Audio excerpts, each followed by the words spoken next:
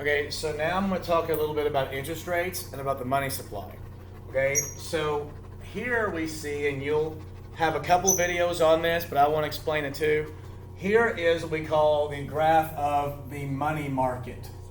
Okay, this is the amount of money in supply that banks can loan out. Okay, and here is an ADAS graph that we've already looked at before.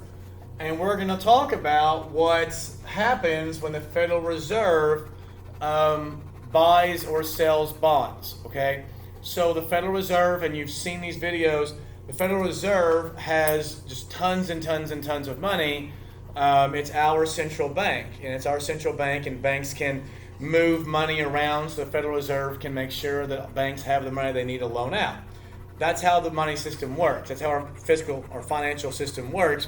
Banks have to have enough money to loan out so they can bring in money, right? So, you watched the video on how banks bring in deposits and then how they loan it out. Well, if the Fed wants there to be more money out there, the Federal Reserve can do one of three things. Number one, the Fed can buy or sell Treasury bonds. And what this means is if we buy it, that is what we call expansionary. That means the Fed's putting money out there, taking bonds off the market, Treasury bonds off the market, and putting money into our financial system. So if any of you out there, or mostly it's banks, but if you or banks want to have bonds, you can sell them to our Fed. So the Fed will buy up these bonds. Now the money that you make, usually the money the banks make, end up in the banks, and they loan the money out, right? So as more and more money moves into the money supply, then the money supply, which is a vertical curve, will actually move to the right. And in doing so, it will actually reduce the interest rates. And what interest rates are, what interest rates are the cost of borrowing. Okay, so if this is one of you, right, and you are going to have to borrow money at 5%, or borrow money at 2%, you'd prefer to borrow money at 2% because it's easier to pay back. The higher the interest rate, the harder it is to pay back. So when interest rates are high, it incentivizes people not taking out loans. It incentivizes businesses not taking out loans. So if the Fed wants to have more money out there, which if you're watching anything right now when it comes to the Federal Reserve and the coronavirus, they're putting an insane amount of money on the money supply, and they've dropped the interest rate so low, almost to zero. Okay, it's almost free money for the banks to borrow, and they're doing this so businesses and people can keep borrowing money and keep buying stuff. So when the interest rates go down, that means that people, remember this is C plus I plus G plus X. Well, when we borrow money, we're buying consumer goods, and businesses are investing more capital goods. So as our interest rates go down, because the Fed has bought bonds, taking bonds off of the market, putting money onto the market, right? So the Fed's holding on to the bonds, right, which is just a piece of paper that's just a debt, then that money gets circulated around. Okay, that would be expansionary, and that would move aggregate demand this way, which would give us more GDP and higher prices because our C and I functions would go up.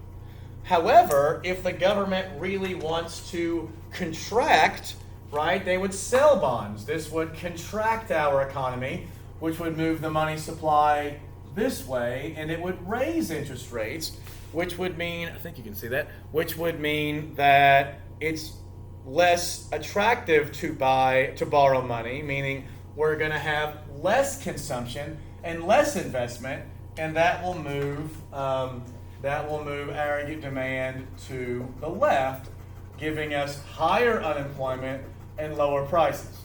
All right. So by buying and selling bonds, the Fed can manipulate the interest rates. Okay? This is what the Fed does almost all the time.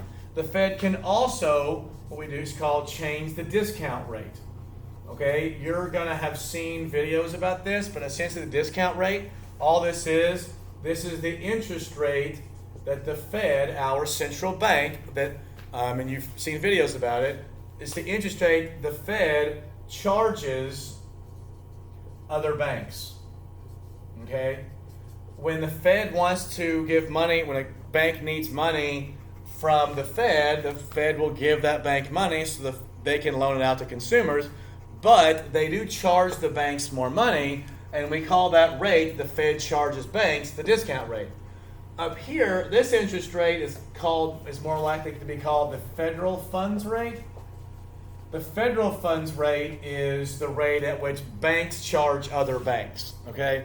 Now this seems like a lot of information, but the good thing is you can watch it a bunch of times if you need to. Stop, look at your homework. I've sent you a bunch of other videos, so this is just one way to look at this, okay? So what you're seeing is we call this monetary policy. The monetary policy is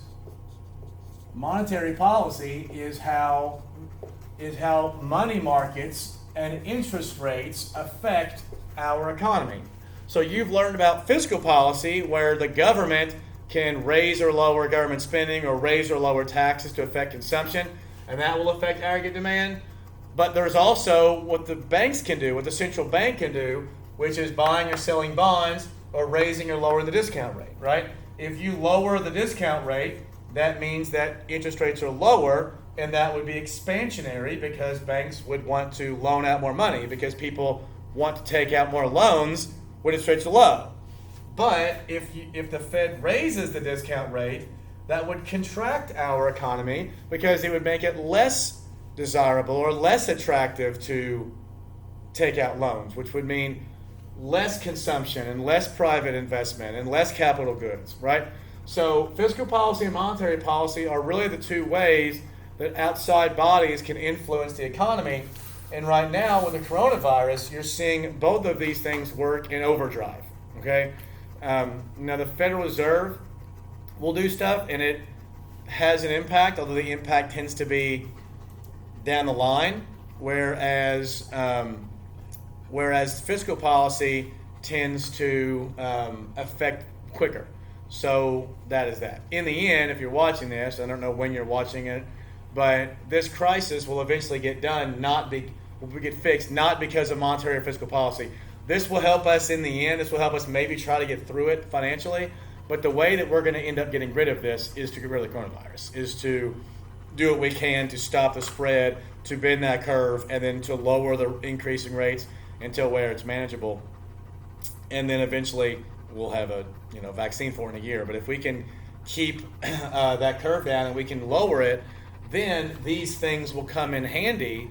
This monetary policy and the fiscal policy will come in handy, but not until it's gone, because no one's going out.